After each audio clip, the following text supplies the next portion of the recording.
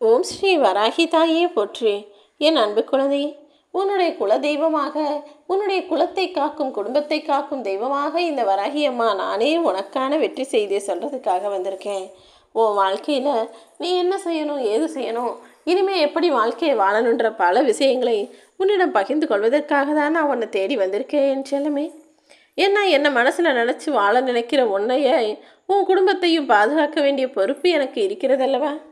இனிமே நீயும் உன் குடும்பமும் சகல செல்வங்களையும் சகல சந்தோஷங்களையும் பெற்று சௌபாக்கியமாக வாழணும்னு ஆசைப்படுறேன்.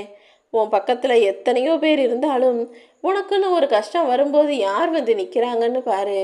அப்படி உனக்காக ஒரு பிரச்சனைன்னு வரும்போது துடிக்கிற உறவு இருந்தால் அவங்க எப்பவுமே உன் கூடவே இருக்கும்படி அவர்களுக்கு உண்டான நல்லதை செய்ய பழகு.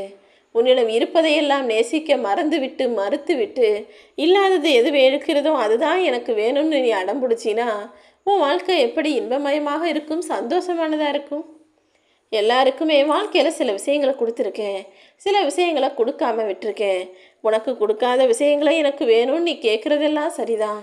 ஆனால் நான் உனக்கு ஏற்கனவே கொடுத்த விஷயத்தை நினச்சி திருப்திப்படாமல் அது சரியில்லை குறையில்லைன்னு 1000 பிரச்சனைகளை மனசில் தூக்கிக்கிட்டு ஏன் இப்படி சமைக்கிற? எதுவாக இருந்தாலும் எல்லாருக்கும் எது சரியோ அதைத்தான் நான் வாழ்க்கையில் கொடுப்பேன். அப்படி உனக்கு சரியான விஷயங்களை நான் கொடுத்தே வைத்திருக்கிறேன் என் செல்லமே. இன்னும் உனக்கு என்ன தேவையோ அதை என்கிட்ட கேளு.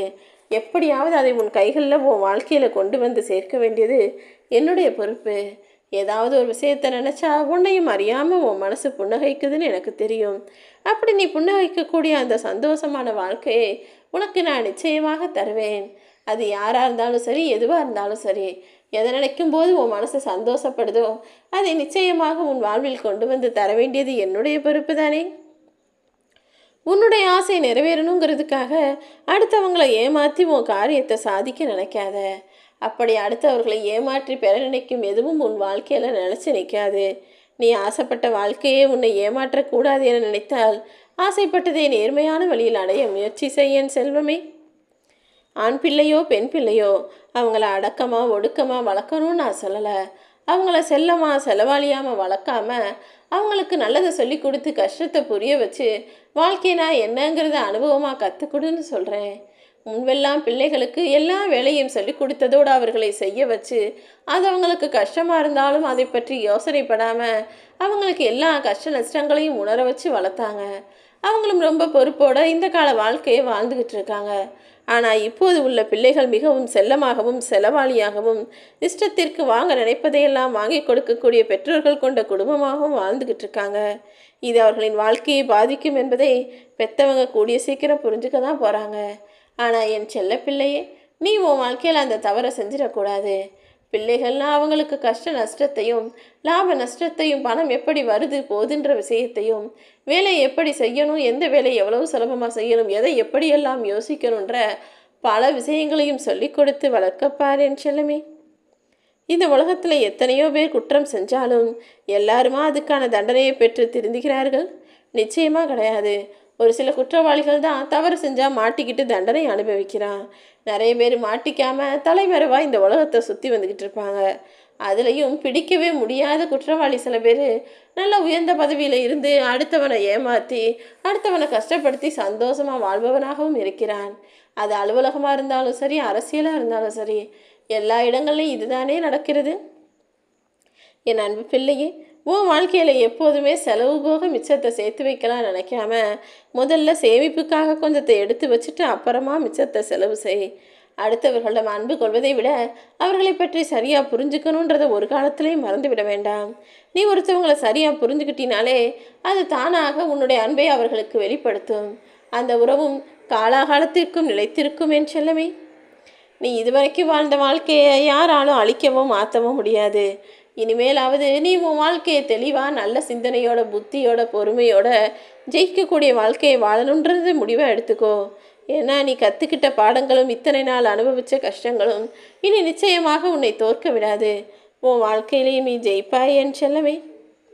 பல பேர் இப்போல்லாம் உண்மை பேசுகிறத விட பொய்யை பேசியே வாழ்க்கையை ஜெயிச்சிடலான்னு நினச்சிக்கிட்டோம், வாழ்க்கையை வாழ்ந்துடலான்னு நினச்சிக்கிட்டோம், எதுக்கு எடுத்தாலும் பொய் சொல்கிறவங்களாக மாறிட்டாங்க.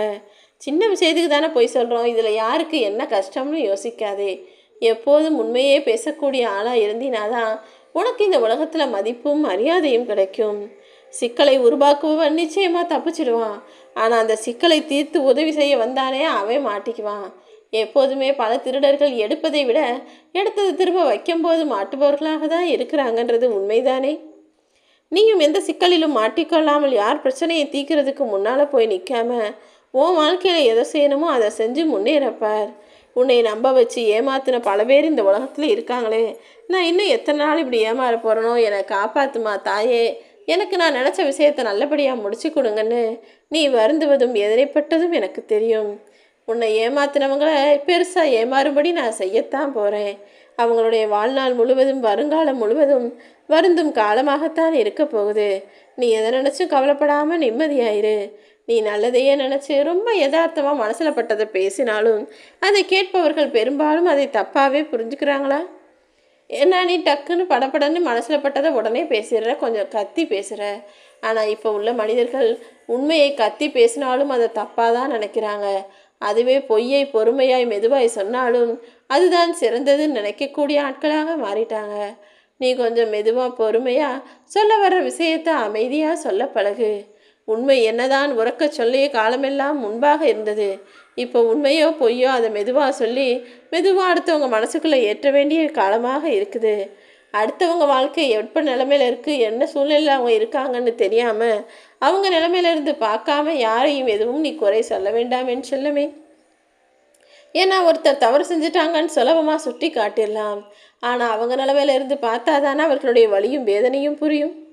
நிச்சயமா நீ அப்படி யாருடைய மனதின் வலிக்கும் வேதனைக்கும் காரணமாக இருந்துடக்கூடாதுன்றக்காக தான் எல்லாத்தையும் நான் சொல்லிக்கிட்டு இருக்கேன். வாழ்க்கையில் ஒரு நாள் எல்லாமே மாறத்தான் போகிறது என நம்பி காத்திருக்கும் என் அன்பு பிள்ளையே. நீ எதிர்பார்த்தபடி உன் வாழ்க்கை நிச்சயம் நல்ல நிலைமைக்கு வரும். அதற்கு முதல்ல நீ உன் வாழ்க்கையை ஏற்றுக்க பழகு. இல்லை வாழ்க்கையை நான் நினைக்கிற மாதிரி இல்லைன்னு நினச்சினா அதை உனக்கு ஏற்றாற் போல மாற்றிக்கொள்ள முயற்சி செய். என்றோ ஒரு நாள் எல்லாம் மாறிவிடும். அப்படி இல்லைனா நீயே மாறுவது தான் மனித வாழ்க்கை. மனித வாழ்க்கையில் ஒவ்வொருத்தரும் ஒவ்வொரு விஷயத்தை ஒவ்வொரு விதமாக செய்வார்களாக இருப்பார்கள். ஆனால் நீ உனக்கு வாழ்க்கையை உனக்கு பிடிச்ச விதத்தில் வாழ தயாராக என் செல்லமே. சந்தோஷத்தில் இருக்கும்போதும் சரி, குழப்பத்தில் இருக்கும்போதும் சரி, அடுத்தவருக்கு நான் உங்களுக்காக அதை செய்கிறேன், அதை கொடுக்குறேன், இதை செய்கிறேன்னு வாக்கு மட்டும் கொடுத்து விட வேண்டாம். ஏன்னா வாக்குறுதி கூட ஒரு வகையில் கடன் தானே. வாக்கு கொடுக்கறதுன்றது என்ன? ஒன்று நான் செய்கிறேன், இல்லாட்டி தர்றேன், இது ரெண்டும் தான் வாக்குறுதியாக கொடுக்குறீங்க.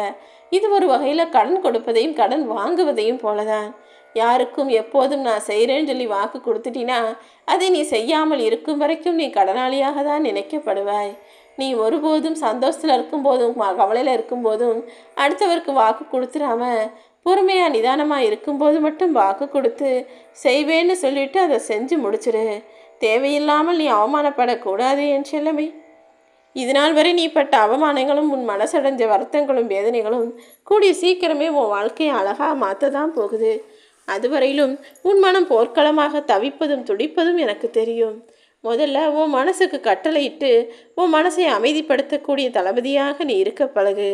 உன் மனசு ஒன்றை அடக்க நினச்சிச்சுன்னா நீ அடிபணிந்து போக வேண்டாம். எல்லாமே உன் கட்டுப்பாட்டில் இருக்கும்படி பார்த்துக்கோ.